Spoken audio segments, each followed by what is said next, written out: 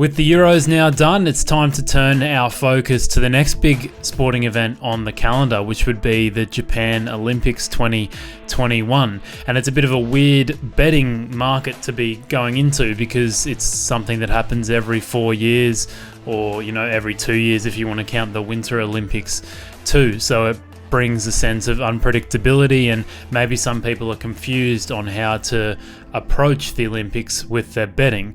So hopefully this video will give you guys a few ideas on how you can approach your betting during the Olympics. But just a quick disclaimer on this video before I get started, myself or no one on this channel is a financial advisor. This is just educational content aimed at improving your sports betting. There is a risk of losing money when betting, and what choices you make with your money is completely up to you, so please be responsible.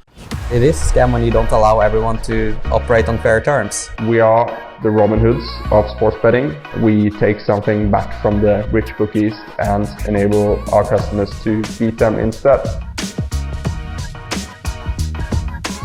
In this year's Olympics, there's quite a few common sports on show, like soccer and basketball, surfing, rugby sevens. These sports we see all year round and we're very familiar with. Sure, Brazil might field a different soccer team than they normally do in the Copa America, but still we're aware of all the players mostly that are going to be in that team, and there's so much data surrounding those players, so you can get a good read on how good Brazil will be and some of the other international teams. So in terms of finding an edge there in the Olympics, it's going to be a lot more difficult than some other sports because generally people know a lot more about that sport compared to some of the other sports. My question to everyone watching this video would be, how much does the general public know about a sport like women's artistic swimming or something similar to that, a lesser known event in the Olympics? Or more importantly, how much does an odds compiler working at Bet365 or another bookmaker who's been maybe compiling soccer or basketball all year,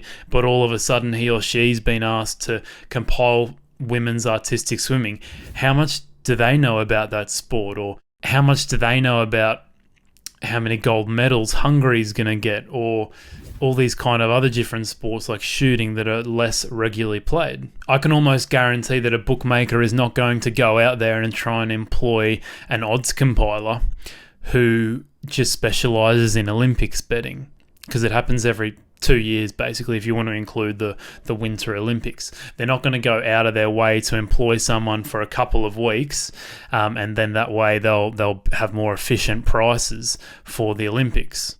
A more realistic scenario would be them giving the job to a person who's already an odds compiler or a trader in their bookmaker already.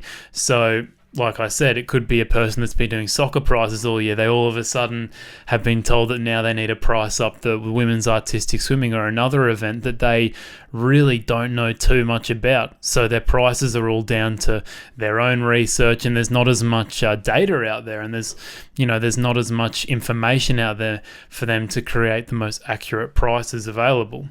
Another thing that backs up what I'm saying is if you go into the sharpest bookmaker in the world's website, Pinnacle Sports, or they're generally the sharpest bookmaker, have a look at their limits on these events. You generally can't bet more than 100 euros maybe on some of these events compared to a Euros game where you can bet sometimes 50,000 euros or something ridiculous like that.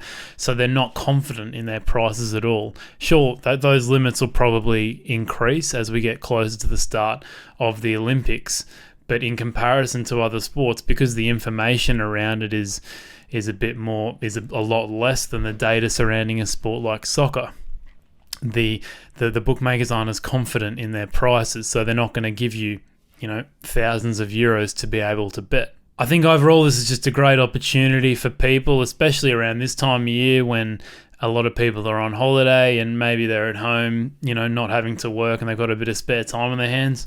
Do a bit of research into one of these sports, read a few articles, look at some data, see if you can find a few angles here and see if you can relate that to betting in a sense. And obviously that's very difficult to compute your knowledge of a sport into finding value.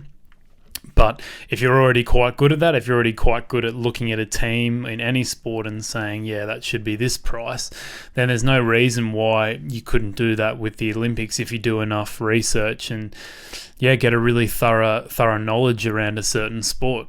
But thanks for watching, everyone. If you enjoyed the video today, please give it a thumbs up if you got something out of it and a different way to approach your Olympics betting coming up in the next couple of weeks. And of course, subscribe to the channel. Lots of great content coming your way very soon. Cheers, guys.